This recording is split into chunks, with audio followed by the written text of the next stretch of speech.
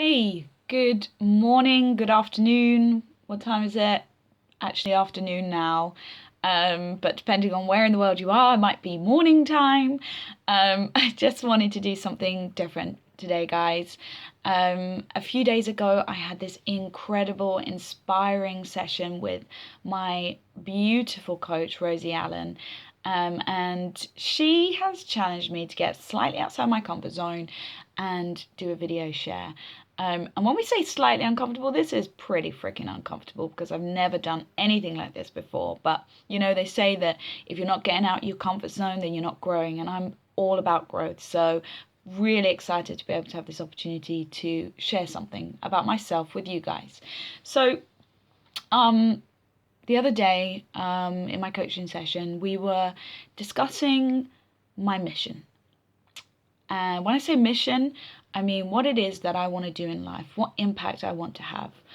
And this was a really beautiful conversation and one that's really close to my heart because over the last 5 years, it's been the one thing that has dominated my life in such a massive way. I'm sure some of you guys probably have had a moment where you're questioning what it is you're meant to do. But let me just tell you a little bit about my background. So, approximately 5 years ago, I was training as an opera singer. It was my absolute passion to be able to share and express through music. And my dream was to be able to be an international opera singer. And in my final year at university, I just come back from Germany. I've never discussed this publicly, actually, so it's pretty cool that I'm getting to share this with you guys today. I feel very honored to be able to have the opportunity to do this. So I just come back from an incredible 3 months in Germany. Things were feeling a little bit not good, but I was plowing on, and I just got into Guildhall to do a postgraduate, and I was super psyched. This was my dream.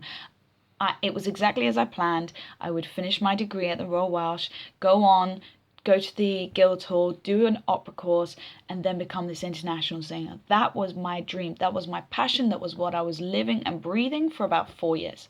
And what happened was I came back and I got ill. I got a vocal cyst, which meant that I couldn't sing anymore. And all I can say is that at that moment, my whole life crumbled. I didn't know who I was and what I wanted to be. You see, because up to that point, my whole identity had been to be a singer. And when I could no longer sing, I didn't know who I was. I was really questioning. And for the singers out there who are watching this, I'm sure you can identify with this. Singing becomes your whole life. And that's what happened with me. So I won't go too much into what happened between then and now, but to cut a long story short, I started doing a number of things. I was working as assistant director briefly. I was working as a marketing intern at E&O, still trying to keep in with my passion, which was opera. And then I started an MA again, an MA in music. And all of a sudden, I started getting these two questions started to come up for me again. And that was, who am I and what am I meant to be? And these two questions started to overpower my life in such a massive way that I ended up getting to the point where I was suffering severely with anxiety attacks and depression. And to the point where, again, not something that I've discussed, and some of my friends and will be able to understand what I'm talking about, it was crippling. I couldn't even go over to my friends for dinner and just socialize and be, because I was so super worried that I was constantly feeling that I was this failed opera singer, and who was I to be able to enjoy a meal with all my successful friends. And I just felt uncomfortable and totally out of alignment. And it got to a point where everything I was doing, I was unable to commit fully and focus fully. And I took a decision because I'd rocked up to my doctors and I was feeling really depressed. And the doctor said to me, look, listen, I think you need to go on antidepressants. And at that moment, something just didn't feel right for me. I'm not against antidepressants. If you're someone who's suffering with depression and that's something that's helping you, that's amazing. But for me at that moment in time, I just felt that this is not right. Something's not right here. I can't be depressed because I'm so worried about being a failure as a singer, not knowing who I am. I just need to do something different. So I did. I took a decision. I deferred my MA, and I started what I like to now call heart-based living. And I didn't know that this was what I was doing at the time, but now in reflection is exactly what helped me to have the life that I have now, which is that every single day I feel the happiest and most fulfilled that I have ever felt in my entire life. So how did I go from that? How did I go from feeling like a failed singer to feeling like and depressed, to being able to still not have all my shit together, still not know what my ideal career is, but feel so massively excited about life. So I went on a massive personal development journey, and about 6 months ago, maybe some of you have noticed, I started posting lots of positive messages on Facebook. And I went to this event called Unleash the Power Within, with this super amazing guy called Anthony Robbins, who is my hero. And I made a decision at that event that no matter how hard things got and no matter how uncertain I was about my career, that I would every single day try to be the best version of myself. And part of that was also to be able to radiate love, creativity, joy, and passion to all of those people around me. And that's what I started doing. And what was incredible was that slowly but surely, I stopped having anxiety attacks. 6 months, actually 7 months, I have not suffered with an anxiety attack at all. I haven't taken any medications for anxiety, and I got a raise at work. I ended up going from not being unemployed to gaining full-time employment with an £18,000 pay rise. Surrounded by amazing, beautiful people, and part of that was that I just decided that every single day I would do something beautiful. I would do something from my heart. I would speak from my heart. I would practice gratefulness and appreciation every single day. So every morning that I'd wake up, I'd take 5 minutes, 5 or 10 minutes, just to say what it is that I love about being on this planet. I started telling my best friends, I love you and I'm so grateful to have you in my life. I started to tell everyone and anyone that I could how much love there was in my heart and how much I wanted to, just spread that love. And it's incredible that something so simple could make such a huge transformation in my life. And I was chatting with Rosie again a couple of weeks ago, and we were talking again, what is it? I want a career, this, that, and the other. And I said to her, I love singing and that's beautiful, and I want to have a career, but it's something bigger than that. I just want to have an impact. I want to be able to bottle myself up and give myself out to the world and help other people that are feeling shit. Help other people to feel that, yeah, they can get up every day and feel good about their life, even when there's such a huge amount of uncertainty.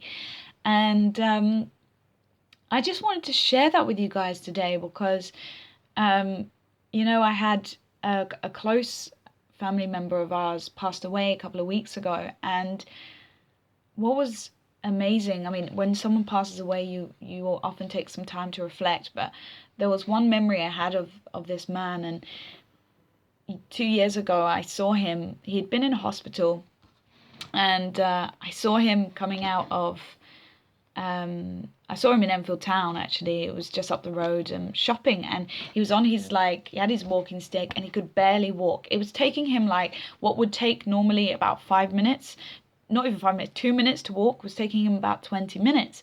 And I ran up to him, and I said to him, "Where are you going?" And it was just before Christmas, and he sort of said to me, "Oh, I just want to buy some food for every Christmas I buy asparagus and I do this big breakfast and eggs for my grandchildren, and I just wanted to do that, and I wanted to have my cup of coffee at Marks and Spencer's, and I always have my cappuccino with a bit of chocolate, and I just wanted to get out the house and do that. And I just thought, wow, that's incredible. And he was crying as he was trying to walk because he just had such a huge desire to live, but he knew that he was seriously unwell. And so I took him for his coffee, and then I put him in the car, and I was taking him home, and he was saying to me, one of the worst things in about being ill and getting old is that I wake up every morning and I just want to go into my garden and plant some flowers and just be, and I'm so sad that I can't do that anymore. And he was telling me all sorts of things, and I thought to myself, wow, like, this man is at the end of his life and he just seriously appreciates the fact that his time is limited. And the reason why I'm sharing this with you guys today is that no matter what your problems are, no matter what worries you've got going on, and for me over the last few years, I've had a shitload of worries. Not sure what I'm meant to do in my career, not sure what's going on with my family, my parents are divorcing, financial worries, everything. There's always some worries in your life, but if you can try and practice heart-based living, if you can every single day find even 5 things that you just love and adore, tell that special person that you love them. Just do it. Just fucking do it, because one day you're not going to be here. Tell your mum that she's beautiful. Tell your brother that you forgive him for something that he's done wrong. Tell him that you love him. Go to work and be someone that creates change. Every single day that I go into work, I have this funny thing that I do with the receptionist there. She sings Lionel Richie, the first line, "Hello, is it me you're looking for?" And we do this whole shebang. We sing the whole first section of it. And initially I felt uncomfortable. She'd call my phone and she'd say hello, and I'd do the next line, and I thought, crumbs, and my boss is going to think I'm absolutely fucking insane. But what then happened was other people in the office started noticing it, and it became something that everyone was doing. And so, guys, I just want to say, from my heart to your heart, whatever you're going through right now, try and practice heart-based living. No matter how bad things are, find just 5 things that make you feel good, and just flood yourself with love and positivity and radiate that out. There is nothing in this world that is better than that. And when I was speaking to Rosie the other day, when we were talking about the question of what is it that I want to do in life, being a singer or being a writer, being a journalist, I don't know, it didn't even come into it. What came into it was that my mission in life is to have an impact on all of the people that are in my life. And that is such a huge adjustment to what I've been chasing, which is a career. That opens up a whole new dimension. When you create a mission which is to serve and to spread love, and things like singing become tools. They become other vehicles to be able to fulfill your mission. So thank you so much for listening to me today, and I wish you all a beautiful week. And I challenge you, do something beautiful this week. Tell someone that you love them. Compliment someone. Tell them that they're beautiful, and see how your life could change.